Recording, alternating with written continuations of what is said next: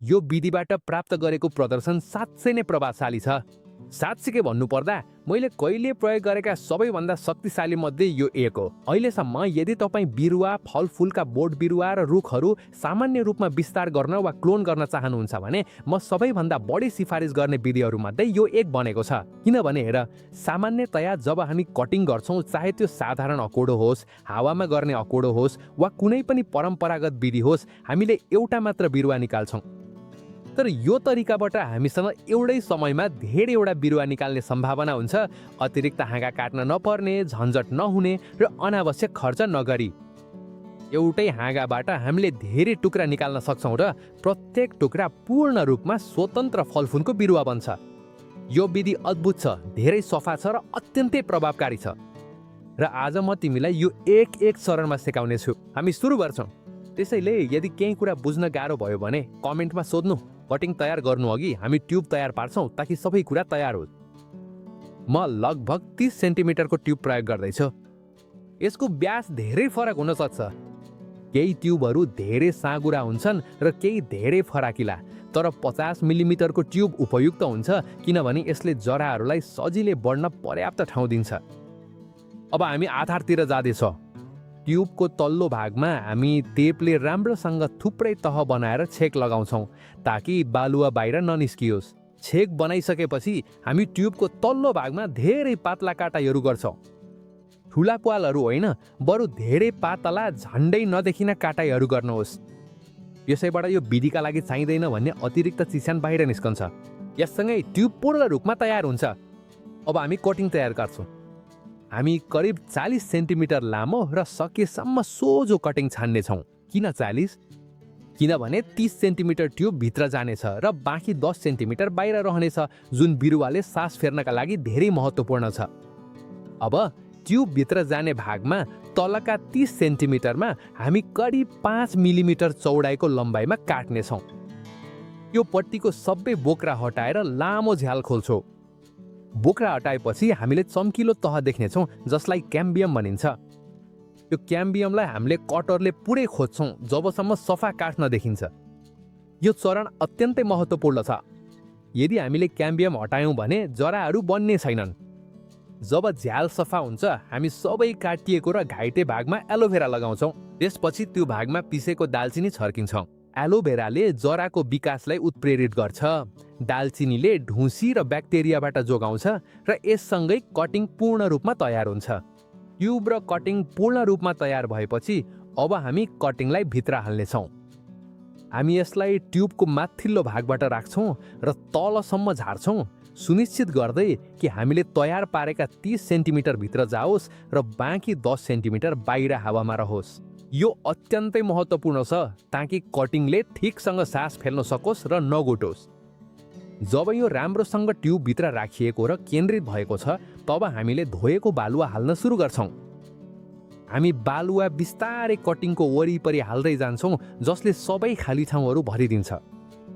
पस्न वा थिच्न आवश्यक छैन, केवल बालुवा प्राकृतिक रूपमा झर्न दिनुहोस् जबसम्म कटिङको तल्लो 30 सेन्टिमिटर पुरै ढाकिँदैन। धेरै महत्त्वपूर्ण कुरा, ट्युबलाई माथिसम्म नभर। ट्युबको माथिल्लो भागमा 2 सेन्टिमिटर जति बालुवा नहालेर खाली राख्नु सिफारिस गरिन्छ। यो खाली ठाउँ सिँचाइ गर्न सजिलो बनाउनका लागि महत्त्वपूर्ण छ, किनभने यदि हामीले छेउसम्म भर्यौँ भने पानी पोखिन्छ र बालुवा बाहिर निस्कन्छ। एकपटक ट्युब भरिसकेपछि हामी सिँचाइको पानी तयार गर्छौँ। यो धेरै सजिलो छ। हामी 1 लिटर पानी लिन्छौँ, त्यसमा एउटा चम्चा हाइड्रोजन पेरोक्साइड, पानी अक्सिजन हाल्छौँ जुन हाम्रो प्राथमिक उपचार बक्समा हुन्छ, अनि अलि हल्लाएर राम्रोसँग मिसाउँछौँ। यो पानीले हामी बिस्तारै धैर्यपूर्वक सिँचाइ गर्नेछौँ। हामीले खाली राखेको माथिल्लो भागबाट पानी खन्याउँछौँ। बालुवाले पानी बिस्तारै सोच्दै जानेछ। हामी बिस्तारै सिँचाइ गर्न जारी राख्छौँ जबसम्म हामीले बनाएको ड्रेनेज कटबाट तलको भागमा अलिकति पानी निस्कन थालेको देख्दैनौँ। यो नै सही सङ्केत हो कि अब ट्युबभित्र आर्द्रता उपयुक्त भइसकेको छ। एकपटक त्यो ड्रेनेज देखिएपछि सिँचाइ गर्न आवश्यक छैन। अन्त्यमा हामी ट्युबलाई ठाडो अवस्थामा राख्छौँ, नढल्ने गरी कुनै ठाउँमा अड्याएर।